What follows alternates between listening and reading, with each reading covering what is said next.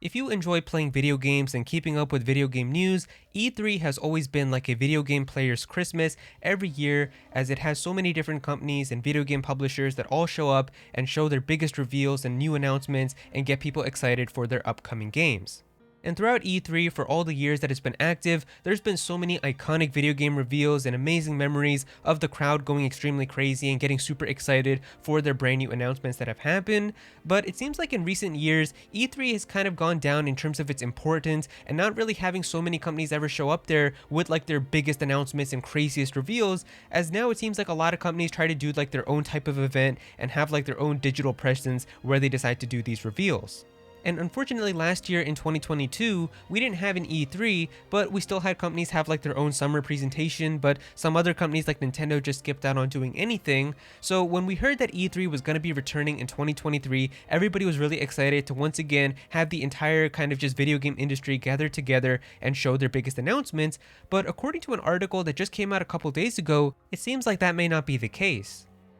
So a couple days ago, IGN posted an article talking about how Xbox, Nintendo, and Sony are not going to be a part of E3 2023. So this is kind of insane because the E3 that's going to happen this year is going to be the first ever physical event in 4 years. Ever since everything happened in the world with the pandemic and everything, they had to have digital events, but we were finally going to have like an actual in-person physical event where you can go and play games early and see all the reveals and announcements that happen in person. So because of that, a lot of people were really looking forward to seeing this, and now apparently from what IGN has heard, it seems like Xbox, Nintendo, and Sony aren't even going to be there. Now, of course, this still means that they can have an E3 happen. There's still going to be other companies that can show up, like Square Enix and Capcom and stuff like that, but if you're not going to have the big three with Xbox, Nintendo, and Sony, that's like a huge chunk of E3's audience that a lot of people just really tuned in to see their shows and all of that. So, I don't know, it just feels so weird that we're not going to have the big three from the entire video game industry gather together in this one event where we've always kind of seen them for so many years. Now, following up from this article, we actually had Video Games Chronicle talk about how they basically have heard that according to VGC's publishing sources with knowledge of Nintendo's plans, the company has decided to skip E3 2023, the event's first physical show in 4 years, because it feels it has fewer major releases than usual ready to show and which would justify significant event space. And so according to them, they're talking about how Nintendo is going to be skipping E3 this year because they just don't have enough games and big reveals to justify having an entire E3 presentation. And honestly, maybe this could actually be the case. I mean, if we're talking about when E3 happens, it's going to be in June, and of course by that time, Tears of the Kingdom and Zelda and all of that will already have released, so maybe Nintendo just doesn't really have that much crazy reveals and big announcements and big games coming out for the second half of the year. And that goes into another big discussion that people have also been having about a rumor that's come out talking about how Zelda is probably going to be one of the last biggest games that's going to be out on the Nintendo Switch. So this is a rumor that we've heard about from different video game insiders, and even Central Leaks here talks about it, where they said here, according to rumors that are intensifying by the day, The Legend of Zelda Tears of the Kingdom is one of Nintendo's final big games for the Nintendo Switch, and now most development teams are focused on the successor. We think that this is likely true. Just like the 3DS in its final years, we will start seeing more remasters and remakes and smaller franchises this and next year on the Nintendo Switch as the transition into the next platform begins internally. So yeah, it seems like that according to kind of just what we've heard about from video game insiders. We can even click on this Fama Boards link and talk about here from what video game insiders are saying here. Somebody asked here, wait, what? You mean that all games are in development for the next hardware? And the person said here, no, I didn't mean literally nothing. I just have heard that after Zelda, Nintendo doesn't have a significant game for quite some time. And honestly, this might be the case because I still think that we're obviously going to have new games coming out on the Nintendo Switch. They're not just going to abandon the system after Tears of the Kingdom releases, but I also do think that we're not going to really see like some insane heavy hitter types of titles come out on the Nintendo Switch anymore, and that Zelda Tears of the Kingdom is probably going to be the last one.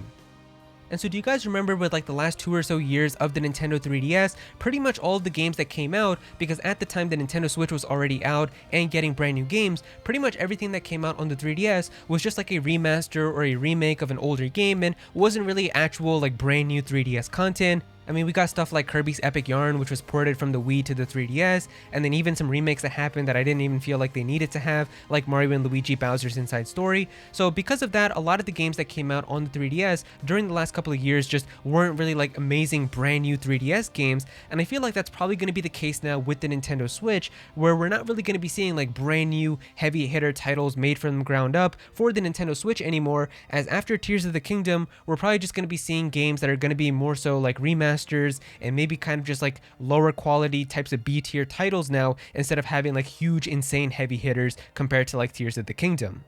And the big reasoning for that is because it seems like Nintendo is gearing up for the successor to the Nintendo Switch, which is going to be the next system, and apparently that could be coming out next year in 2024. So honestly, maybe this could be the case now, as Nintendo is kind of gearing up for that, and because of that, maybe now like Nintendo's internal teams now, like maybe they are developing like a brand new 3D Mario game, but not really for the Nintendo Switch anymore, but it's going to be like a big title now that's going to come out on the Nintendo Switch 2, or whatever the next system is, whatever they decide to call that. And so because of that now, they're mainly just developing those types of games for the next system.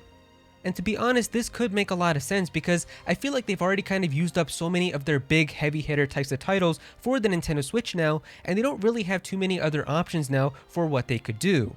So Nintendo has a catalog of so many good video game franchises, but there's only a handful of them that are actually like heavy hitting in terms of like how many sales that they can have with millions of people buying them, and ones that are actually system sellers in terms of people that really go out and buy a system just to play these types of games. And so while there are still games coming out in 2023, like Pikmin 4, and just a few weeks ago we had Fire Emblem Engage, none of these are actually like heavy hitter titles in terms of selling millions of units and getting people out there to go out and buy a Nintendo Switch just to play these games. And so looking at the actual heavy hitting franchises that seem to do the best for Nintendo, those end up being Mario, Zelda, Pokemon, Super Smash Bros, Mario Kart, Animal Crossing, and Splatoon. I might be missing like one or two more, but those seem to be the ones that always do the best in terms of performance and just in terms of sales. Like they always have millions and millions of sales, and those are the ones where people actually want to go out and buy them. There are so many people who, when they see a brand new 3D Mario game or a brand new 3D Zelda or a brand new Pokemon or Smash Bros, they're just going to be like, okay, I have to go out and buy a Switch now. I have to go out and buy the next system because I need to play this next brand new game.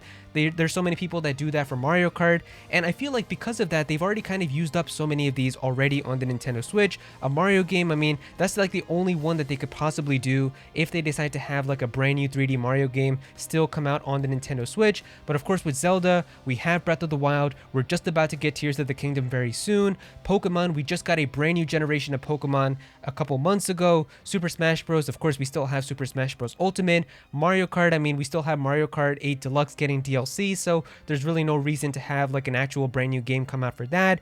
Animal Crossing, we still had a brand new Animal Crossing game just come out a couple years ago. Splatoon, we just had Splatoon 3 come out, and so because of that, it feels like there really isn't any more of these big heavy hitting titles that they can do to really get so many consoles selling off the shelves and have people go out and buy them.